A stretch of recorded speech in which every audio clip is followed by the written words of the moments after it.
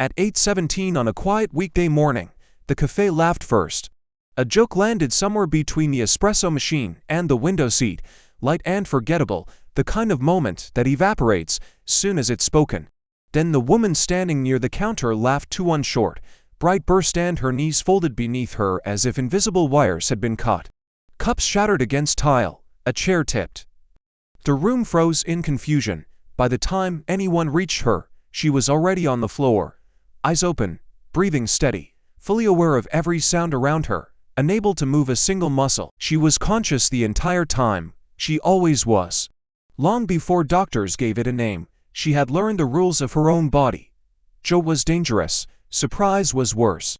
Laughter could take her down in public, in front of strangers, with no warning except a fleeting warmth behind the eyes. Fear didn't do it, anger didn't do it, pain didn't do it. Only happiness, pure, sudden, unfiltered happiness, could shut her off like a switch.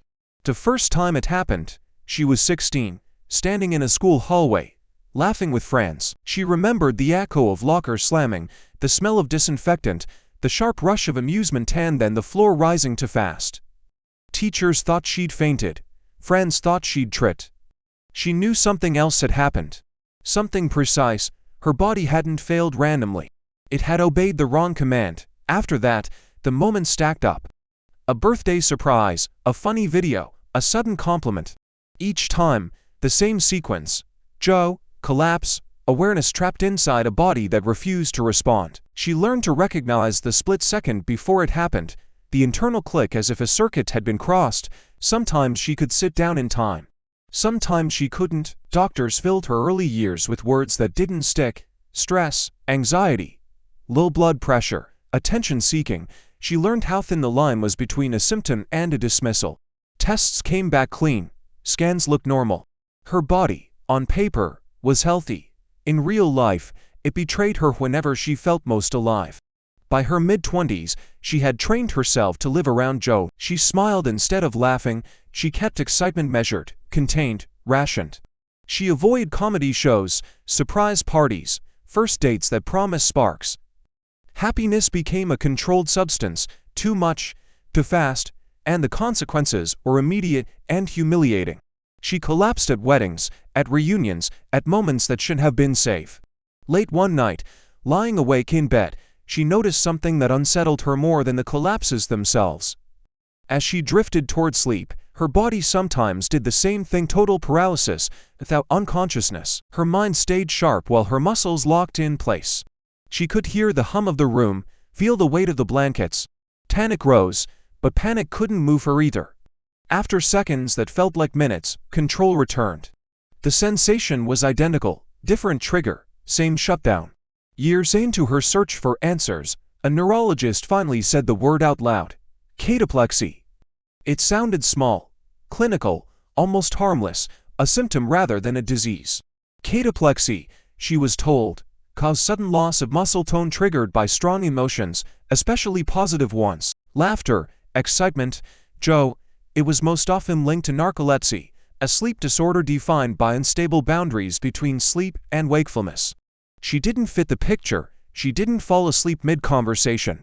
She didn't drift off during the day. She stayed awake, alert, functional, except when happiness knocked her flat. The pattern, however, was unmistakable. During cataplexy, the brain activated the same system that normally shuts down the body during rapid eye movement sleep, the phase where dreams run wild and muscles are deliberately paralyzed to prevent acting them out. In her case, that system fired while she was wide awake, while she was laughing, while she was standing in line for coffee. Doctors could explain how it happened. They pointed to neurotransmitters and pathways, to circuits that misfired between the emotional centers of the brain and the systems that control movement. They talked about hypocretin, also called orexin, a chemical that stabilizes wakefulness and muscle tone. In many people with cataplexy, hypocretin levels were dramatically low.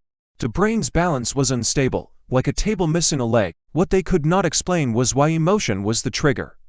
Why laughter, something so deeply human, so evolutionarily protected, could hijack a survival system meant for dreams. Why the brain treated Joe like sleep, and sleep like an instruction to shut the body down. In a lab lined with wires and soft beeping machines, she watched videos designed to provoke emotional responses, comedies, surprises, reunions staged to pull at something warm and involuntary. Electrodes traced her brain activity in real time. When she laughed, the data spiked and then collapsed. The same neural signature seen in dreaming sleep appear while she sat upright, smiling, as her muscles betrayed her.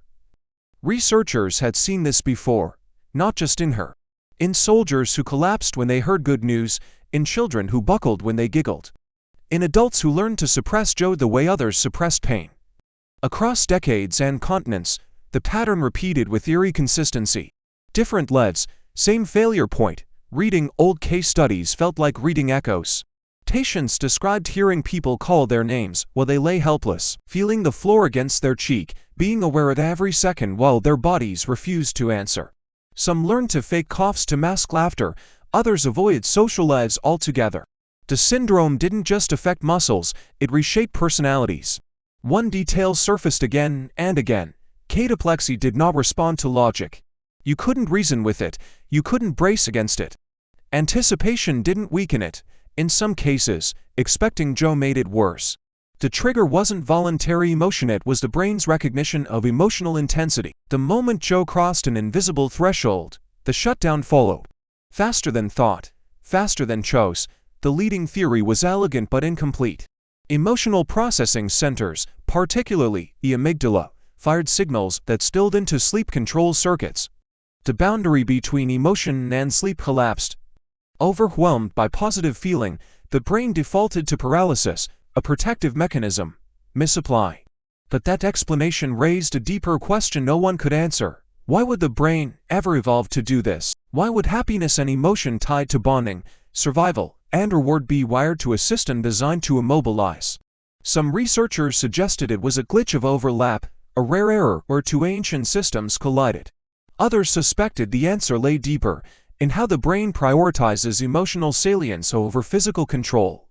Joe, at its peak, could be neurologically louder than danger, loud enough to flip the wrong switch.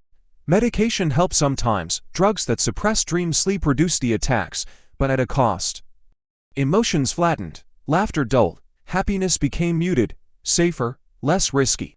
Patients were asked to choose between feeling fully and functioning reliably. Many chose stability, some mourned the loss quietly. As years passed, her case became one data point among thousands, charts, graphs, brain scans. But in the margins of those files, the mystery stayed intact. Scientists could trigger cataplexy in controlled environments. They could interrupt it, they could predict it statistically. They still could not explain its purpose. During one conference, a researcher asked a question that lingered long after the slides ended. What if cataplexy wasn't a malfunction, but a misapplied function? What if the brain wasn't broken but confused? REM paralysis existed to protect us during dreams. Emotions, especially Joe, were powerful enough to generate neural storms of similar intensity.